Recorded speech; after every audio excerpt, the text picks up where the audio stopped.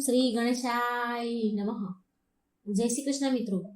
આજે આપણે ગાયત્રી માતાની કથા સાંભળીશું. ગાયત્રી માતાની ઉત્પત્તિ કેવી રીતે થઈ, એમનું પ્રાગટ્ય કેવી રીતે થયું, એ આપણે આજે આ વાર્તામાં સાંભળીશું. ખૂબ જ સરસ મજાનો વિડીયો છે, રોમ રોમ ભક્તિમય થઈ જશે આ વાર્તા સાંભળીને. તો વિડીયોને અંત સુધી જોજો. કોમેન્ટ બોક્સમાં ગાયત્રી માનું નામ જરૂર એકવાર લખજો અને તમને આ વિડીયો કેવો લાગ્યો એ પણ મને એકવાર જરૂર જણાવજો. વિડીયો સારો લાગે તો લાઈક અને શેર કરવાનું ભૂલશો નહીં અને આ ચેનલને સબસ્ક્રાઇબ જરૂર કરી દેજો. ભગવાનની સરસ નવી નવી કથાઓ, જાણકારી, રહસ્યમય કથાઓ તમારા સુધી હું હંમેશા લાવતી રહીશ. જય ગાયત્રી માં. ઓમ નમો ભગવતે વાસુદેવાય. આ વિડીયોમાં આજે માતા ગાયત્રીની વાર્તા આપણે સાંભળીશું. માં ગાયત્રી વેદોની માતા છે અને તેમનો મંત્ર છે ઓમ ભૂર્ભુવસ્વઃ તત્સવિતુર્વરેણ્યમ ભર્ગો દેવસ્ય ધીમહિ ધિયો યો નઃ પ્રચોદયાત. આ મંત્રનો નિત્ય જાપ કરવાથી શુભ ફળની પ્રાપ્તિ થાય છે. આ મંત્રમાં એટલી ગૂઢ શક્તિ રહેલી છે કે જો રોગી વ્યક્તિ આ મંત્ર જાપ કરે નિત્ય તો તેના રોગ દૂર થાય છે. આથી જ દરેક સ્કૂલોમાં વિદ્યાર્થીને પ્રાર્થના સાથે ગાયત્રી મંત્ર જરૂર બોલાવવામાં આવે છે. તો મિત્રો, ગાયત્રી માતા કોણ છે એ કથા આપણે આ વિડીયોમાં સાંભળીશું. જો તમને વિડીયો પસંદ આવે તો લાઈક, શેર કરી આ ચેનલને સબસ્ક્રાઇબ એકવાર જરૂર કરી દેજો. તો માતા ગાયત્રીની કથા સાંભળીએ. બોલો ગાયત્રી માની જય. શૈલાધી રાજ હિમાલય મેનાને પરણ્યા. સમય જતા હિમાલયને 2 સંતાન થયા. એક મેનકા અને બીજી પાર્વતી, જેને માતા ઉમા પણ કહેવામાં આવે છે. આ પાર્વતી પૂર્વજન્મમાં દક્ષ રાજાની પુત્રી અને ભગવાન શિવના પત્ની હતા. પાર્વતી ઉંમર લાયક થયા ત્યારે ઋષિ રાજ નારદજી ત્યાં આવ્યા. તેમણે ભવિષ્ય ભાખ્યું કે રાજકુમારી પાર્વતી સદાશિવને જ પરણશે. પણ ભગવાન શિવ તો હિમાલય ઉપર ઉગ્ર તપ કરતા હતા. હિમાલયની આજ્ઞા મેળવીને પાર્વતી 2 સખીઓ સાથે લઈને શિવ પૂજા આરાધના કરવા માટે ચાલ્યા. પાર્વતી જ્યારે શિવજીની પૂજા કરવા નમ્યા ત્યારે દેવાદિદેવ ઇન્દ્રદેવરાજે મોકલેલા કામદેવ સંમોહન બાણ ચડાવ્યું. તેની અસરથી શિવ સહેજ સ્તુબ્ધ થયા, પણ તરત જ મનોવિકારનું કારણ જાણતા કામદેવને શિવજીએ ભસ્મીભૂત કરી નાખ્યા. કામદેવના મૃત્યુનું કારણ પોતે જ છે એમ સમજીને પાર્વતીજી મૂર્છિત થઈ ગયા. મૂર્છાવશ બેભાન થઈ ગયા. હિમાલય તેમને ઉચકીને લઈ ગયા. ત્યારબાદ શિવજીને પતિ તરીકે પામવા માટે પાર્વતીએ ઉગ્ર તપસ્યા આદરી બટુક વેશે સદાશિવે પાર્વતીની કસોટી કરી. અંતે શિવજી પાર્વતી ઉપર પ્રસન્ન થયા અને હિમાલયને પોતે પાર્વતી સાથે વિવાહ માટે તૈયાર છે એમ જણાવ્યું. માતા મેનાનો તો હર્ષનો કોઈ પાર ન રહ્યો. દેવોના રાજા ઇન્દ્ર રાજાને ખુશીનો કોઈ પાર ન હતો, કેમ કે તારકાસુરને મારવાનો પણ આ એક જ રસ્તો હતો કે શિવ પાર્વતી સાથે પરણે અને તેમનાથી જે પુત્ર જન્મે તે જ તારકાસુરનો સંહાર કરી શકે એમ બ્રહ્માજીએ વરદાન આપ્યું હતું તારકાસુરને. તે સ્વર્ગમાં પણ સર્વત્ર આનંદ વ્યાપી ગયો. શિવના વિવાહથી ઇન્દ્રને પણ શાંતિ મળવાની હતી. તારકાસુરનો નાશ થતા જ હવે સ્વર્ગ પર કોઈ આપત્તિ નહીં રહે એમ જાણી બધા દેવ ખુશ થતા હતા.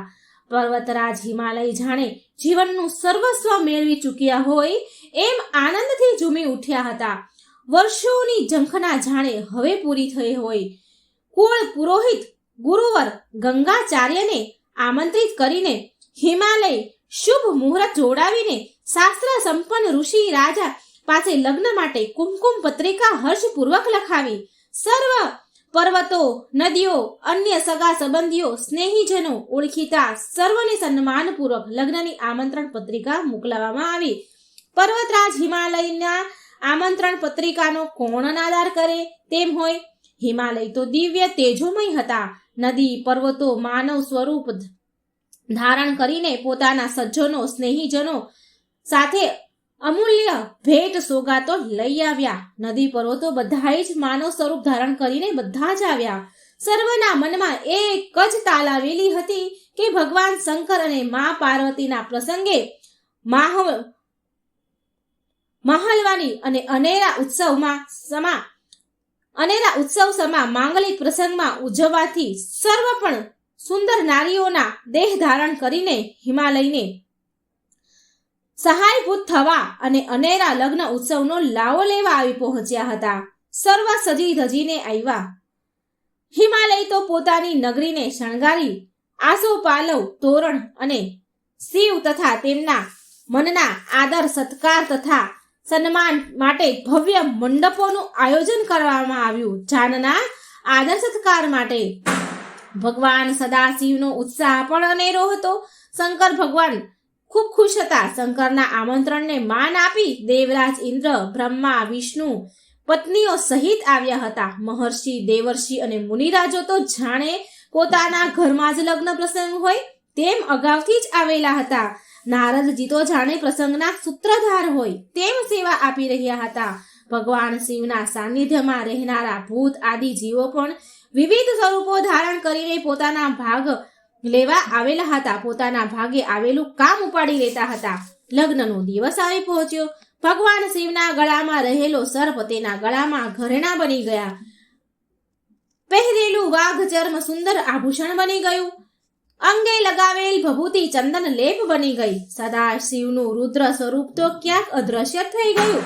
તે દિવ્ય માન સ્વરૂપ શિવ માયાથી જ પ્રગટ્યું. શિવને જોનારા સહુ અચંભામાં પડી ગયા હતા.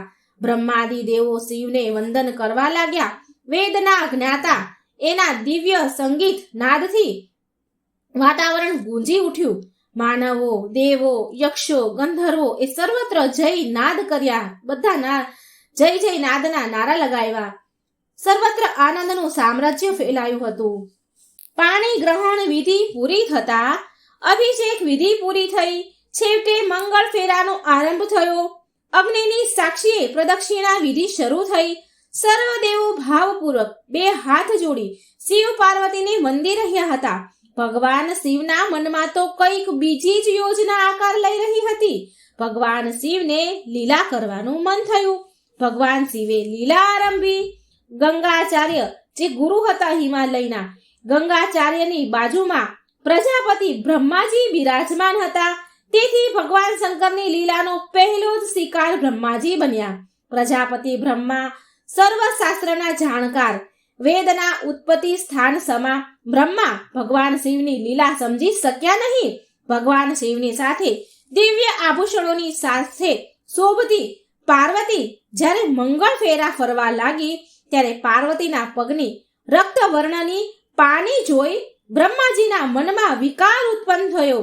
પોતે પ્રજાપતિ ઉચ્ચ પદ ધારી છે એ વાત તો એ સાવ જ ભૂલી ગયા ને કામતુર બની ગયા. બ્રહ્માજી શિવની લીલાથી પાર્વતીના દિવ્ય સ્વરૂપને મોહવશ બની જોવા લાગ્યા. તેથી કામાતુર બનતા બ્રહ્માજીનું તેજ નષ્ટ થઈ ગયું અને બ્રહ્માજી તેજ રહિત બની ગયા, મૂર્છિત થઈ ગયા.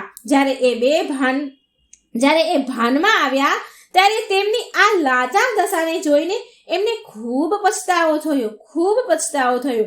શરમના માર્યા બધાને શું મોઢું બતાવીશ એમ શર્મિંદા બની પછતાવો કરવા લાગ્યા. ત્યારે ભગવાન વિષ્ણુ બ્રહ્માના આ ભાવને સમજી ગયા. તેમણે બ્રહ્માને ખૂબ સાંત્વન આપ્યું. થયેલી ભૂલને સુધારી લેવા પ્રાયશ્ચિત માટે વિનંતી કરી. બ્રહ્માથી નતમસ્તકે વિષ્ણુની વાત સાંભળી રહ્યા હતા. કારણ કે હવે તેમનાથી કંઈ બોલાય તેમ હતું નહીં.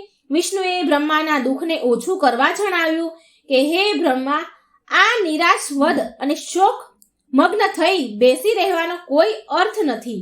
આ હિંમત બનશો તો બહુ મુશ્કેલીઓ આવશે. માટે ચિત્તને સ્થિર કરી પુનિત તીર્થ ક્ષેત્રમાં જઈને દેહ શુદ્ધ અને આત્મ શુદ્ધિ કરવું એ જ શ્રેષ્ઠ છે. વિષ્ણુની વાત બ્રહ્માજીએ માન્ય કરી. ભગવાન વિષ્ણુએ એવું કોઈ ઉત્તમ તીર્થ ક્ષેત્ર શોધી આપવા જણાવ્યું. ભગવાન વિષ્ણુને બ્રહ્માજીએ કહ્યું કે મને કોઈ એવું ઉત્તમ તીર્થ ક્ષેત્ર શોધી આપો જ્યાં આત્મશુદ્ધિ અને કર્મ પ્રાયશ્ચિત થઈ શકે. વિષ્ણુએ ખૂબ મથામણ કરી પણ તેમની નજરમાં કોઈ એવું સ્થળ આવ્યું નહીં. ત્યારે વિષ્ણુએ દેવોને એ માટે પૂછપરછ કરી. દેવોની આજ્ઞાથી સંમતિથી એવું નક્કી થયું કે બ્રહ્મલોક સ્વર્ગલોકમાંથી એક પંકજ ઉછાળવું. એ પૃથ્વી પર જે સ્થળ પર પડે ત્યાં બ્રહ્માએ આત્મશુદ્ધિ માટે તપ અને યજ્ઞ કરવા. ભગવાન વિષ્ણુએ એમનું કમળ ફેંક્યું. કમળને સંસ્કૃતમાં પુષ્કર પણ કહેવાય છે.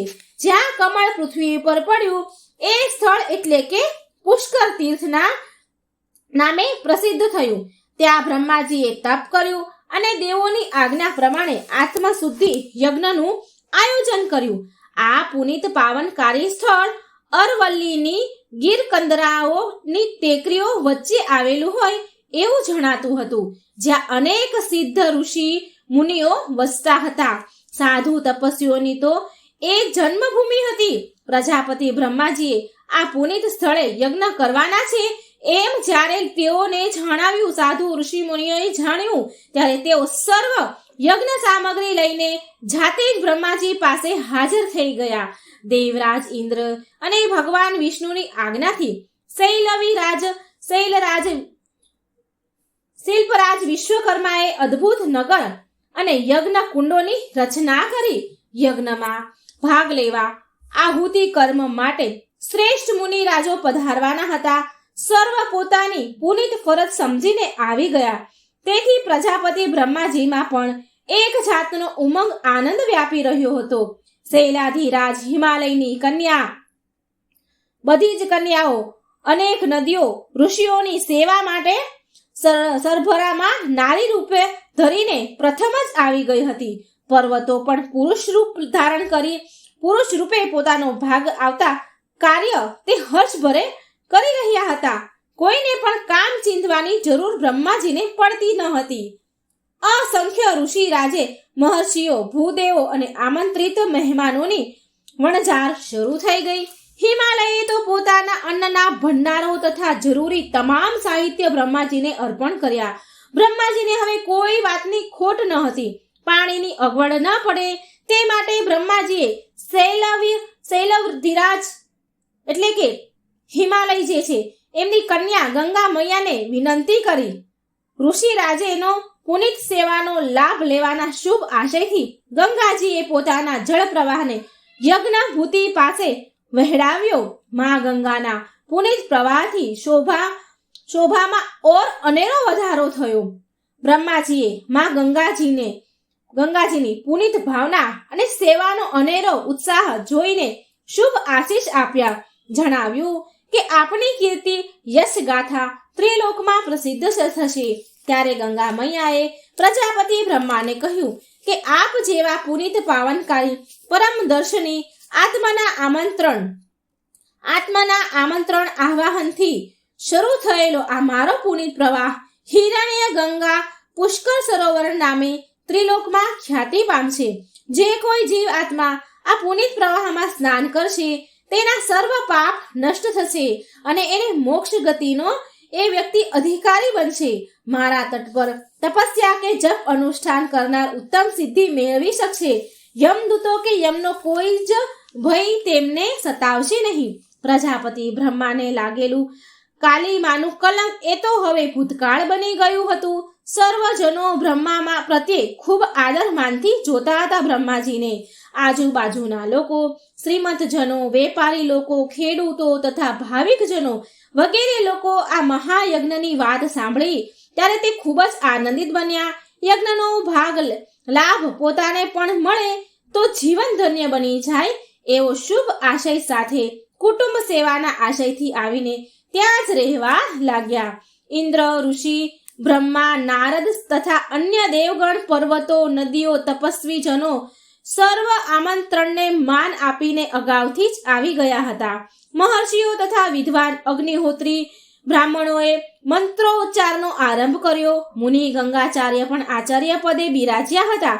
પણ પ્રજાપતિ બ્રહ્માને એકલા જોઈ સંકોચ પામ્યા. પત્ની વિના યજ્ઞ દેવની પૂજા ન થાય એમ બ્રહ્માજીને જણાવવામાં આવ્યું. બ્રહ્માજી પણ આનંદ અને આમંત્રીઓની બધા જે આવતા હતા એની સરભરા કરવામાં આ મુદ્દાની વાત તો એ ભૂલી જ ગયા, વિસરી ગયા. એટલો મોટો સમારંભ થતા ઉત્સવના તે સૂત્રધાર તો બન્યા હતા, પણ પત્ની સાવિત્રીને સાવ જ ભૂલી ગયા હતા. વસ્તુ સ્થિતિનો ખ્યાલ આવતા એક ઋષિને દિવ્ય શક્તિ આપી ઝડપી આકાશ માર્ગે ઉડ્ડયન કરી સાવિત્રીને તેડી લાવવા મોકલાવવામાં આવ્યા. મુનિએ દેવલોકમાં જઈ બ્રહ્માની પત્ની સાવિત્રીને બ્રહ્માએ આદરેલા મહાયજ્ઞની સઘળી વાત વિસ્તારથી કરી અને પોતાને તેડવા મોકલ્યા છે, કારણ કે આપના વિના યજ્ઞ કાર્ય શક્ય નથી. તેની સાથે આવવાનું કહ્યું એમ એમણે ઋષિ મુનિએ જણાવ્યું. યજ્ઞશાળા માટે યોજાયો છે તે વાત પણ ભોળા ભાવે મુનિએ જણાવી દીધી. એક તો આમંત્રણનો અભાવ અને બીજી બાબતમાં ઘી ઓમાયું.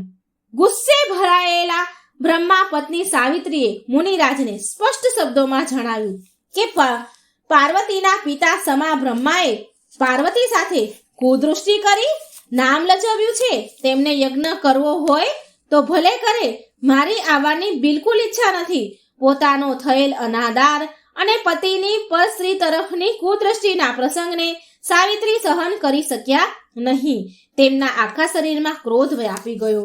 અન્ય કોઈ હોત તો જરૂર શ્રાપ આપી દીધો હોત, પણ આ તો મુનિરાજ હતા અને એ તો ચિઠ્ઠીના ચાકર જેવા બિચારા. તેમનો શું દોષ હતો? તેમણે તો માત્ર બ્રહ્માની આજ્ઞાનું પાલન જ કર્યું ને. મુનિરાજ પણ વસ્તુ અને સ્થિતિ પામી ગયા હોય એમ જાણી ગયા હોય એમ અન્ય કોઈને જ દલીલ કર્યા વિના યજ્ઞભૂમિમાં પાછા આવી ગયા. એ મુનિને એકલા આવેલા જોઈ ઇન્દ્ર આદિ દેવો, વિષ્ણુ ભગવાન વગેરે પણ ખૂબ મૂંઝાયા. ખુદ બ્રહ્મા પણ ગાઢ વિચારમાં પડી ગયા, કારણ કે પત્ની વિના યજ્ઞ કેવી રીતે થઈ શકે? મુનિએ સાવિત્રીના રોષ અને યજ્ઞમાં ભાગ ન લેવાની વાતને સ્પષ્ટ જણાવી. યજ્ઞ દેવનું આહ્વાન અને દેવોનું પૂજન કાર્ય તો આરંભ થઈ ચૂક્યું હતું. યજ્ઞ બંધ રખાય રે તો મૃત્યુલોકમાં બ્રહ્માજીને બદનામી મળે તેમ હતી. યજ્ઞ ભૂમિ છોડવી એ બ્રહ્માજી માટે શક્ય ન હતું. પૂજન અર્ચન કરી રહેલા ઋષિ મુનિઓ પણ બ્રહ્માની વેદના મૂંઝવણ સમજાઈ એમને ગયું. જો બ્રહ્માજીની પત્ની સાવિત્રી ન આવે તો બીજી કોઈ પણ સ્ત્રી બ્રહ્માજીની પત્ની તરીકે લાવી બેસાડવામાં આવે તો જ યજ્ઞ પૂરો ગણાય. બ્રહ્માજીની આજ્ઞાથી દેવાધિદેવ ઇન્દ્રરાજ બ્રહ્માજી માટે બીજી પત્ની શોધી લાવવા નીકળી પડ્યા. રસ્તામાં તપાસ કરતા એક છાસ વેચનારી ગોપ કન્યા તેમની નજરે પડી. તેને ઇન્દ્ર લઈ આવ્યા. ઋષિજનોએ તેમની દેહ શુદ્ધિ કરી અને બ્રહ્માજી સાથે તેના લગ્ન કરાવવામાં આવ્યા. પછી બ્રહ્માજીને સર્વ યજ્ઞ પૂજન કરતા ઋષિ મુનિઓએ વિનંતી કરી કે હે ભૂદેવો, આ ગોપ કન્યા હોવા છતાં હવે મારી પત્ની છે, તેને આપ સર્વ હવે માન્ય રાખો. ઋષિ રાજાઓએ આ વાત માની ગોપ કન્યાને બ્રહ્માજીની પત્ની તરીકે તેને સ્વીકાર કર્યા. બધાએ એનો સ્વીકાર કર્યો. બ્રહ્માજીએ આ ગોપ કન્યાને તેજ અને દિવ્ય સ્વરૂપ પ્રદાન કર્યું અને તેનું ગાયત્રી એવું નામ આપવામાં આવ્યું.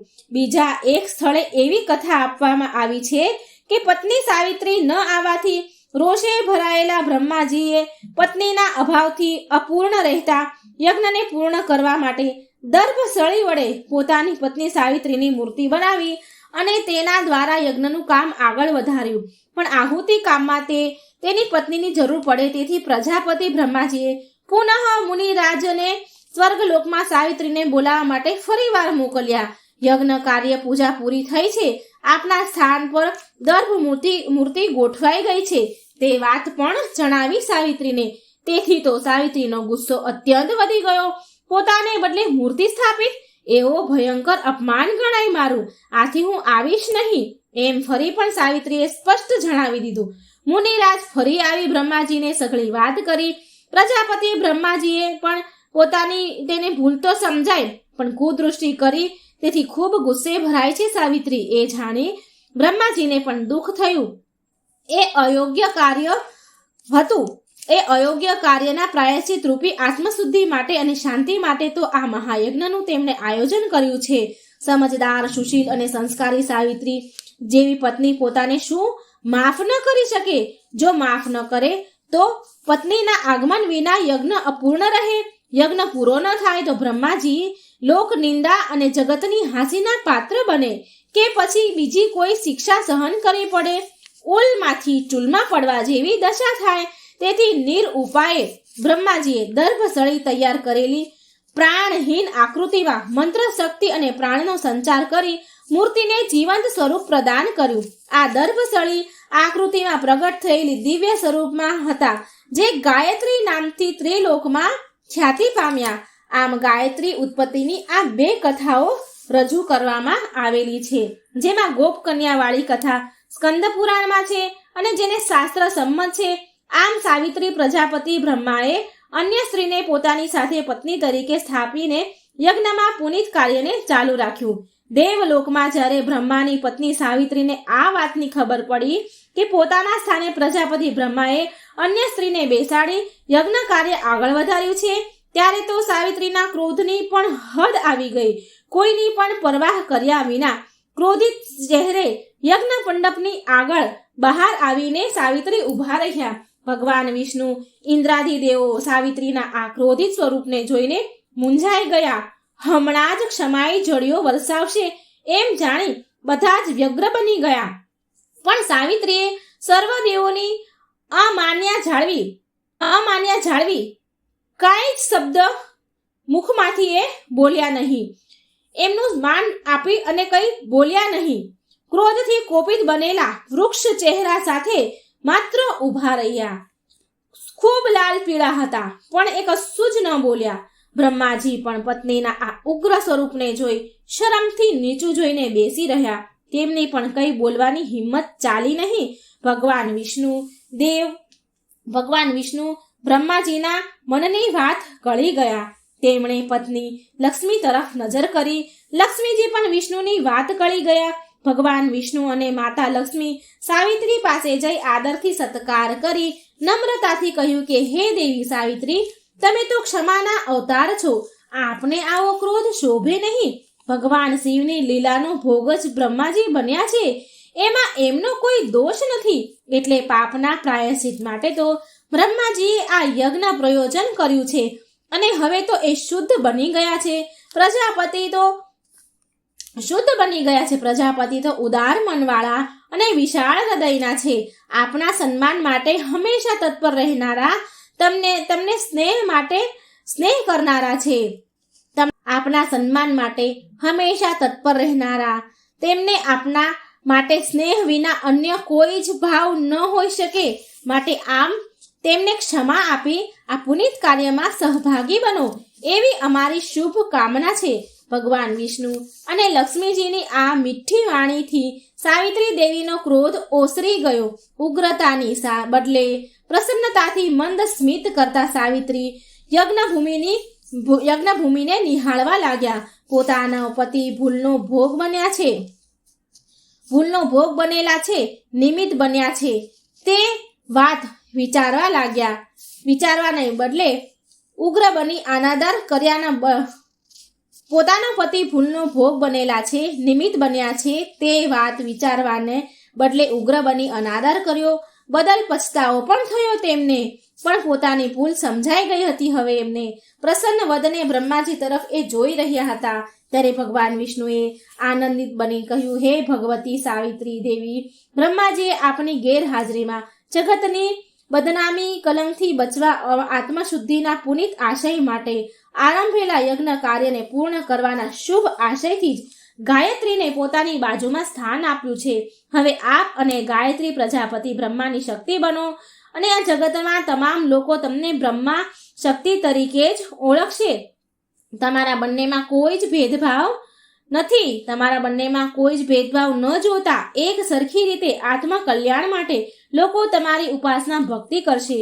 લોકોનું કલ્યાણ કરવાનું પુનિત કાર્ય હવે બની રહેશે. માટે હે દેવી સાવિત્રી, ક્રોધ રહિત બની પ્રસન્ન મુખે આપ હવે સર્વ રોષને ભૂલી જાઓ અને પ્રજાપતિ બ્રહ્માની ડાબી બાજુ આસન પર બિરાજમાન થાવ એવી અમારી સર્વ ઇન્દ્રદેવોની કામના છે, ઇન્દ્રાદિ દેવો વગેરેની ઈચ્છા છે. એમ બોલી ભગવાન વિષ્ણુ સાવિત્રી સામે જોઈ રહ્યા. દેવી સાવિત્રીનો ક્રોધ હવે શાંત થઈ ગયો હતો, તેથી વિષ્ણુની વિનંતીને એમણે માન આપી બ્રહ્માજીની ડાબી બાજુના આસન પર સ્થાન લીધું. સાવિત્રી દેવી બિરાજમાન થતાં જ તમામ દેવો, મુનિ, રાજો, આચાર્યો તથા અંતરિક્ષમાં રહેલા ગાંધર્વોએ પણ આનંદિત બનીને પુષ્પ વૃષ્ટિ કરી.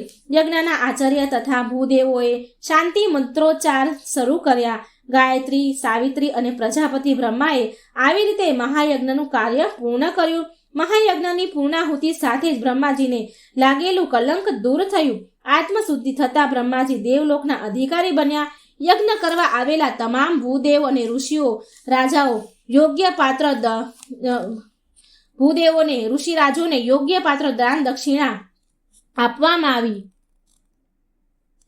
દરેકને સુવર્ણ મુદ્રાઓ અને મૂર્તિનું દાન કરવામાં આવ્યું. દરેક ભૂદેવને ગાયત્રી, સાવિત્રી વચ્ચે બિરાજમાન બ્રહ્માજીની ચિરંતર મૂર્તિની સપ્રમ ભેટ આપવામાં આવી તથા પોતપોતાની કાયમી યાદગીરી રહે તે માટે એક ભવ્ય મૂર્તિ ગાયત્રી, સાવિત્રી, બ્રહ્માજીની તેમણે ભૂદેવોને આપી. પ્રસન્ન થયેલા ભૂદેવોએ બ્રહ્માજીને શુભ આશીષ આપ્યા. ભૂદેવના આશીષ લઈ સર્વ દેવોની સાથે બ્રહ્માજી આનંદ કરતા કરતા દેવલોકમાં સિધાવ્યા. ભૂદેવોએ પોતાની સાથે મળેલી એ ભવ્ય મૂર્તિ પુષ્કળ સરોવરના તટે વિશાળ મંદિર બાંધી તેમની વિધિ સહિત મૂર્તિની પ્રાણ પ્રતિષ્ઠા કરી પધરાવી. ભૂદેવોએ આ પુનિત કાર્ય કરી કૃતાર્થ થયા. સ્વયં બ્રહ્માજીએ આ પુનિત સ્થળે મહાયજ્ઞ કર્યો હોવાથી અને તેમના પવિત્ર હાથે આ મૂર્તિ તેમણે ભૂદેવોને આપી હોવાથી આ મંદિર બની ગયું. આટલું જ નહીં, તીર્થોના રાજા તરીકે જગતમાં તે પુષ્કર રાજ નામે પ્રસિદ્ધ થયું. એવું કહેવાય છે કે આ પુષ્કર તીર્થમાં બ્રહ્માજીની નાસિકામાંથી ભગવાન વિષ્ણુ વરાહ રૂપે પ્રગટ થયા હતા.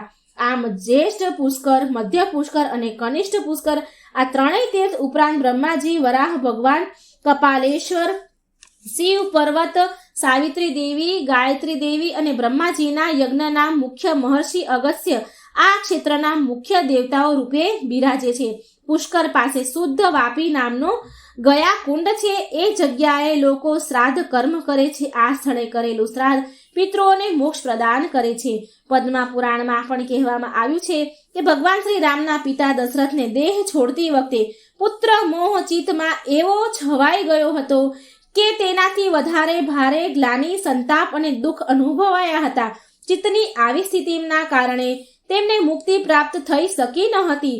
એટલે ભગવાન શ્રી રામે પુષ્કર તીર્થ ક્ષેત્રમાં તેમના પિતાનું શ્રાદ્ધ કર્મ કર્યું હતું.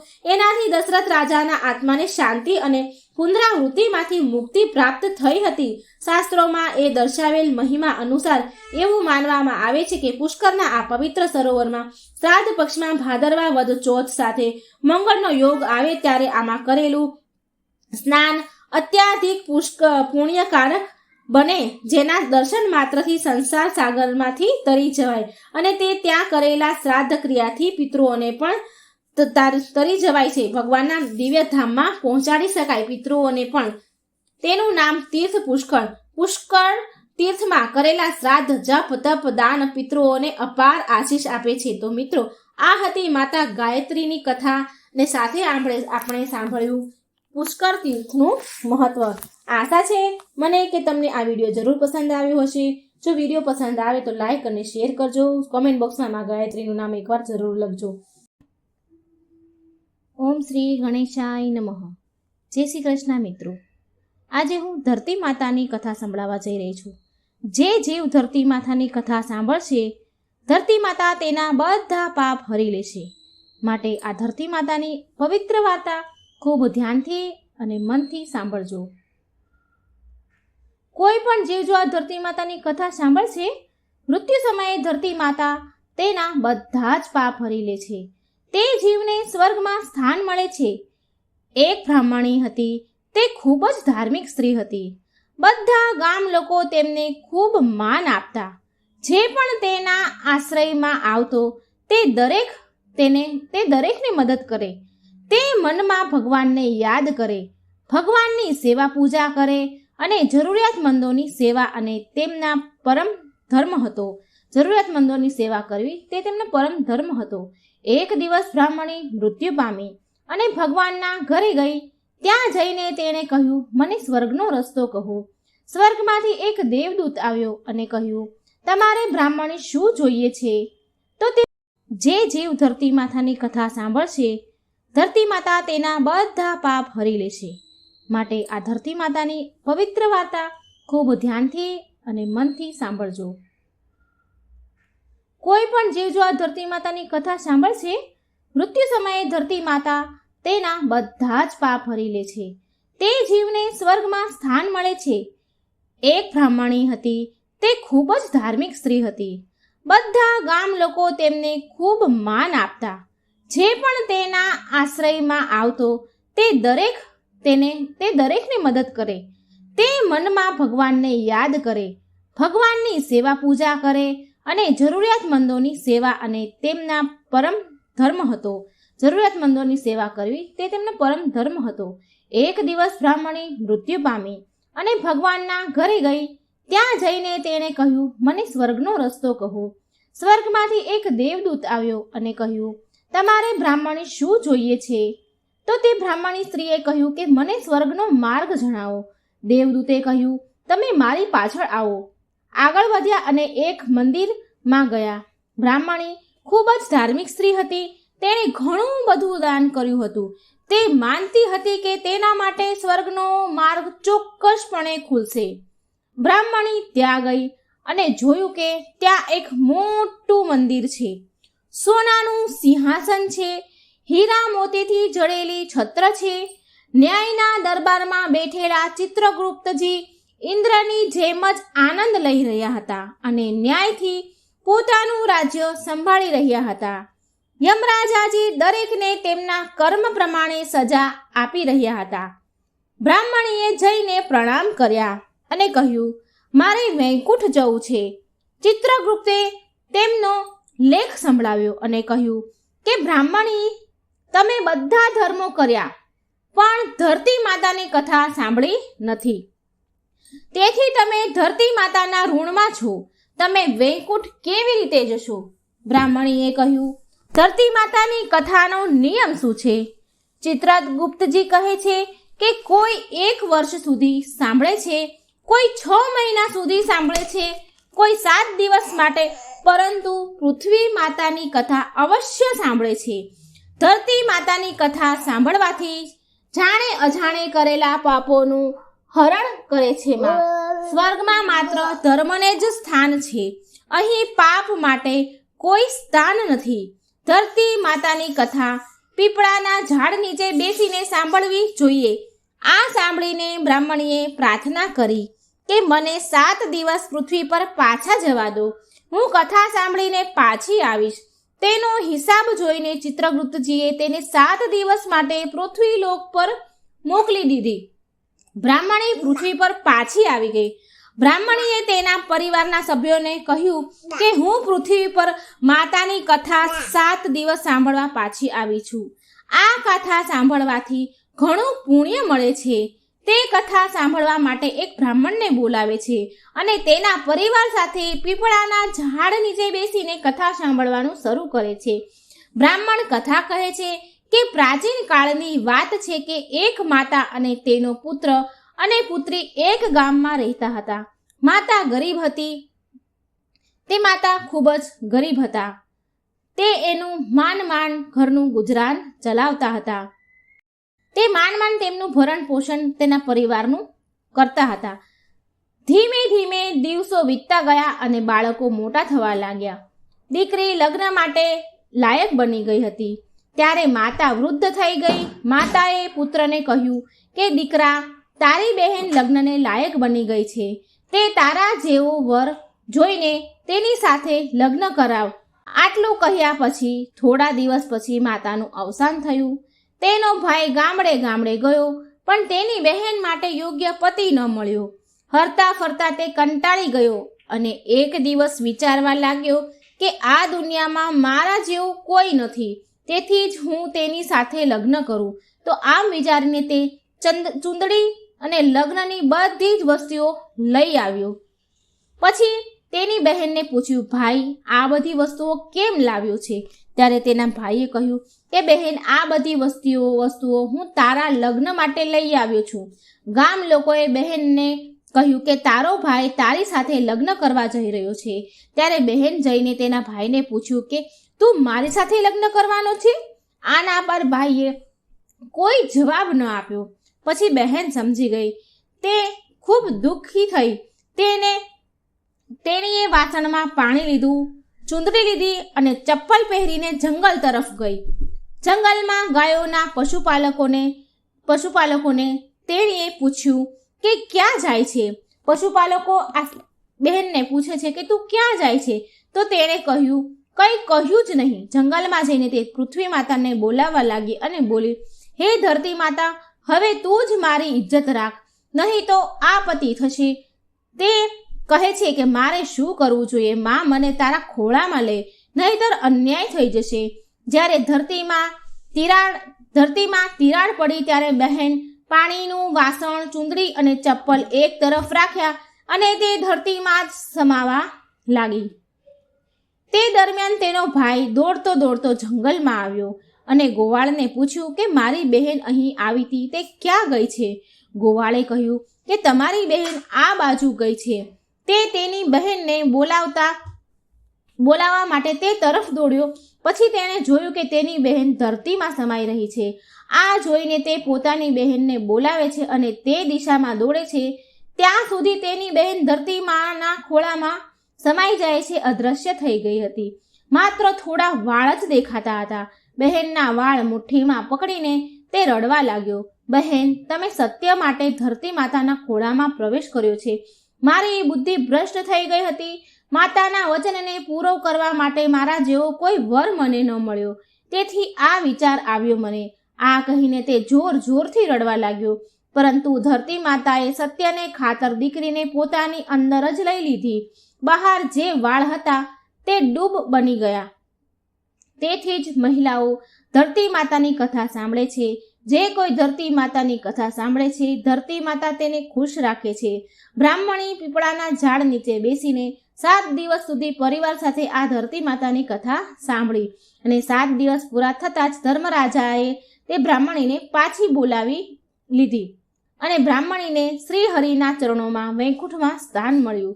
કોઈ પણ જીવ જે ધરતી માતાની કથા સાંભળે છે તે મૃત્યુ સમયે ધરતી માતા તેના બધા જ પાપ હરી લે છે. તેને જીવનમાં સ્વર્ગ મળે છે. તો મિત્રો, જો આ વાર્તા તમને ધરતી માની સારી લાગી હોય તો મારી ચેનલને લાઈક, સબસ્ક્રાઈબ અને શેર જરૂર કરજો. જય શ્રી કૃષ્ણ. રાધે રાધે. Thank you.